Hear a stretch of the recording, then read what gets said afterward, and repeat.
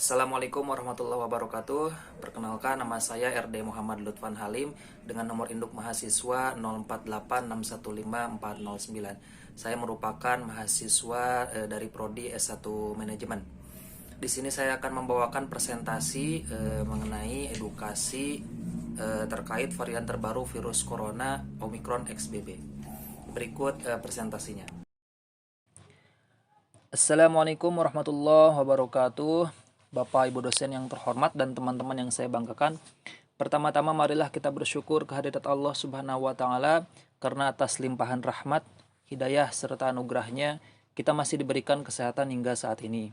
Karena pada saat ini kita senantiasa harus menjaga kesehatan diri serta keluarga di tengah pandemi COVID-19 yang tak kunjung usai.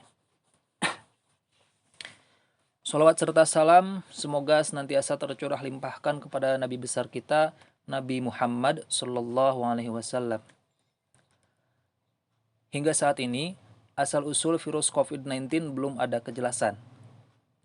Menurut Kompas.com, para peneliti melakukan analisis terhadap genetik sampel virus corona yang dikumpulkan dari pasar dan dari orang yang terinfeksi dari bulan Desember 2019 hingga Januari 2020. Selain itu, dilakukan analisis geolokasi yang menghubungkan sampel-sampel tadi ke bagian pasar di mana sampel-sampel tadi dijual. Dan hasilnya menunjukkan bahwa asal-muasal virus corona berasal dari sebuah pasar yang terletak di kota Wuhan, Cina.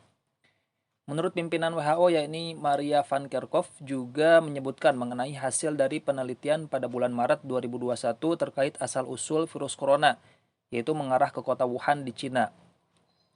Akan tetapi menurutnya masih harus dilakukan penelitian lebih dalam.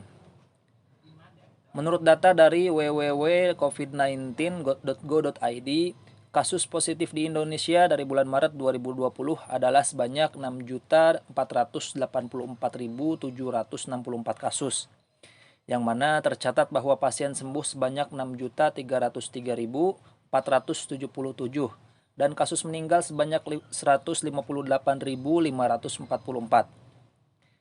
Sementara secara global, kasus positif COVID-19 tercatat sebanyak 626.090.018 jiwa, dengan kasus meninggal dunia sebanyak 6.564.556. Angka yang cukup banyak, bukan?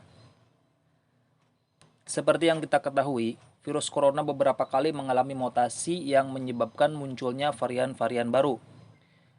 Lalu baru-baru ini muncul lagi subvarian baru bernama Omicron XBB. Virus ini pertama kali ditemukan di India pada bulan Agustus 2022. Selain di India, virus ini sudah memasuki negara-negara lain seperti Denmark, Jepang, Bangladesh, dan Australia. Menurut artikel yang saya baca di situs CNN Indonesia, subvarian ini sudah memasuki Indonesia. Gejalanya sendiri tergolong dalam gejala ringan, seperti demam, batuk, dan pilek. Pada situs yang sama terdapat juga fakta-fakta mengenai virus tersebut, yakni fakta nomor 1, pertama kali terdeteksi di India. Kasus pertama tercatat di India pada Agustus 2022, lalu menyebar ke negara-negara lain seperti Australia, Denmark, Jepang, Bangladesh, dan Singapura. Lalu faktor nomor 2, XBB bukan nama resmi dari WHO. Tidak seperti subvarian Omicron lain yang biasanya subvarian Omicron menyandang nama B dan diikuti oleh deret angka. Lain halnya dengan subvarian XBB, karena nama XBB bukan pemberian langsung dari WHO. Fakta nomor 3, memiliki gejala ringan. Tidak seperti pendahulunya, gejala untuk subvarian XBB terbilang ringan. Meskipun kasus positif terbilang meningkat, tetapi gejala yang dilaporkan sebatas batuk, demam, dan pilek. Fakta nomor 4, lebih menular. Meskipun memiliki gejala ringan, akan tetapi subvarian XBB memiliki penularan yang lebih cepat. Hal ini juga yang menyebabkan kasus positif di Singapura sekarang meningkat cukup banyak.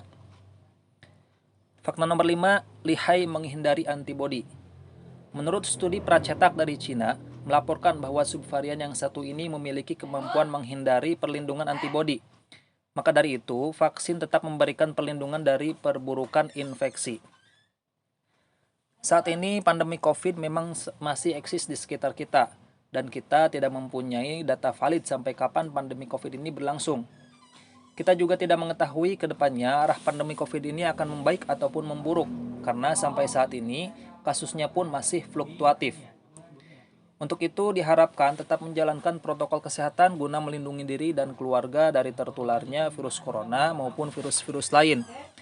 Ditambah dengan cuaca yang berubah-ubah, menyebabkan imun tubuh menurun sehingga memudahkan bakteri dan virus untuk masuk menyerang tubuh. Demikian uraian yang dapat saya sampaikan, semoga bermanfaat dan saya harap kita selalu diberi kesehatan. Terima kasih atas kesempatannya. Wassalamualaikum warahmatullahi wabarakatuh. Demikian presentasi yang dapat saya sampaikan. Saya mohon maaf apabila terdapat kata yang kurang tepat ataupun ada kesalahan.